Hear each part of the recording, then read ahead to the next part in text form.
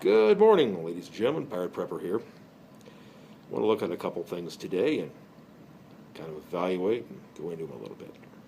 So, first things first, gear versus knowledge. Well, you can't argue that knowledge does make up for the lack of gear. Conversely, without this gear, a lot of things are extremely difficult. Have you ever had to make a fire with two sticks? It's a lot harder than it sounds. So putting back some lighters, ferro rods, things of that sort make a lot of sense. Same thing for cooking. Yeah, you can make a birch bark pot, but cast iron or stainless steel works a lot better.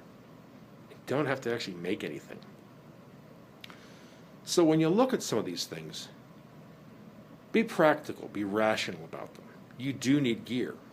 You do need knowledge. Find a balance. Secondly, a lot of preppers lately have been stockpiling, which is good, various food items.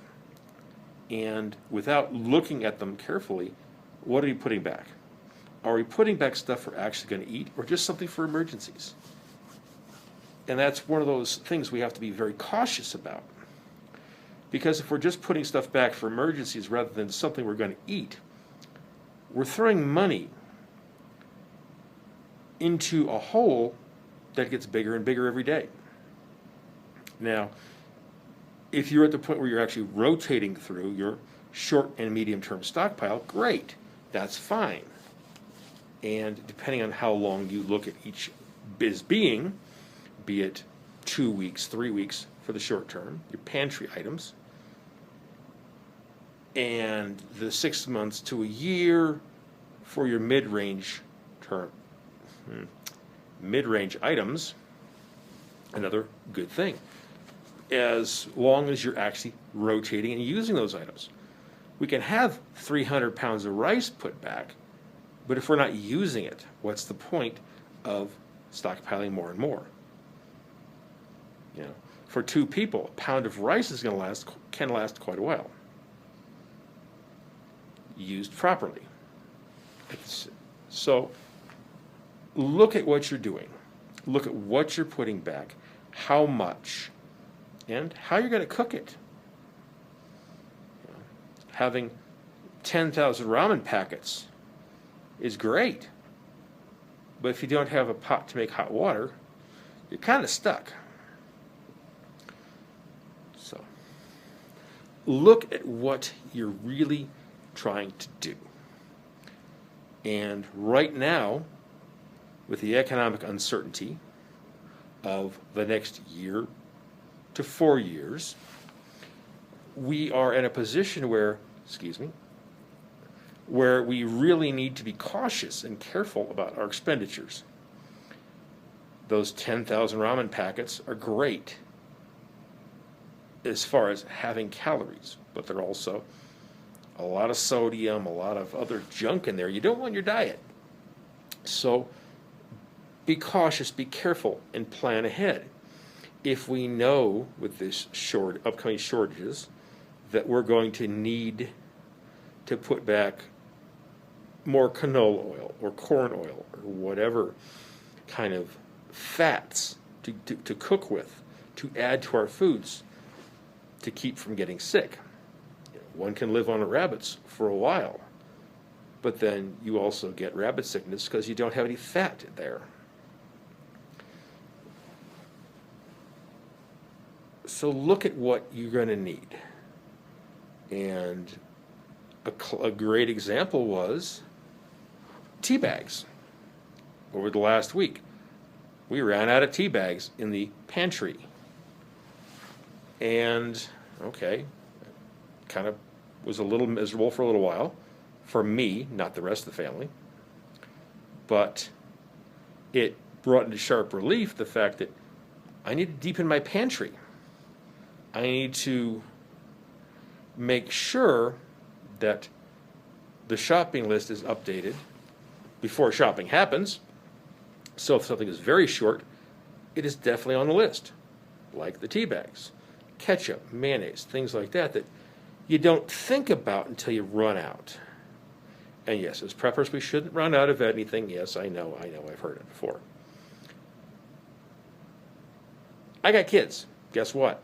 Kids use stuff, and they don't always mention the fact that, hey, I ate the last of the pick an item. So look around. Look at what you have. Look at what you need to get to last a while. Okay. Is there a case lot sale coming up somewhere? Do you have a sale, electronic coupon in your local store's app?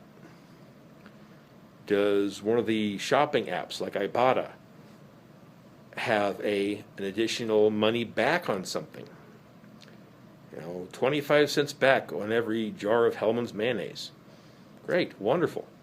So you look at these things and you say, hey, yeah, I use one jar every month or two, but if I pick up half a dozen jars when they're on sale or part of a 5 for 5 or 10 for 10 deal at the store, suddenly it's cost effective to have more than one can on the shelf. So really plan out your shopping. Really plan out what you're going to be potentially using. And consumables, commodities of that sort, such as mayonnaise, which you don't use every day generally, but when you do, say you're making macaroni salad and you're using quarter to half a cup at a time, that jar vanishes quickly. And a lot of times without anybody knowing, because 2, 3, 4 people are doing the cooking. So look forward. Look at what's on sale, put it back. A large jug of ketchup isn't that expensive. One of the restaurant jugs would seem to make sense. At the same time, refrigerate after opening. How big is your fridge? How many half-gallon tubs can I put in my fridge and continue to save money? Whereas the 16 or 32 ounce bottles of ketchup, which fit in the door, fit on the shelf, and fit in the budget, seem to make more sense. Yes, it costs a little more to get the smaller bottles. Conversely, again, I can get 1 or 2 at a time as opposed to buying one giant tub, which I'm going to get different expiration dates on the little ones. They're going to fit places better. And they're easier to deal with. I'm not having to decant the large container or repackage it. So think about how you're going to be storing, using, and safeguarding, keeping them for later.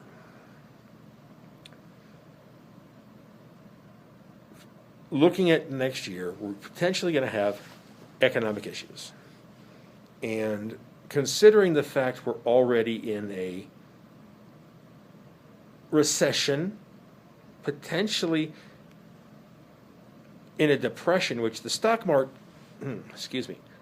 market is not showing, yet a lot of the signs are there. Do your own research on that. Don't believe me. I'm just some guy on the internet. But when the economics of the situation, with all the stores being closed, all the shops being closed, all the little places everywhere shutting down and never coming back, there are record numbers of people in the lines at food banks. There are record numbers of people everywhere for everything. And to think about that for a second, if everybody's competing for the cheap food, if everybody's competing for the jobs, if everybody's competing just to make it through the day, what can you put back? So you're not competing. So you're not one of the ones in the line at the food bank. Now you may want to anyway, just to fit in with your neighbors, depending on how bad it gets. But don't be that person that requires aid.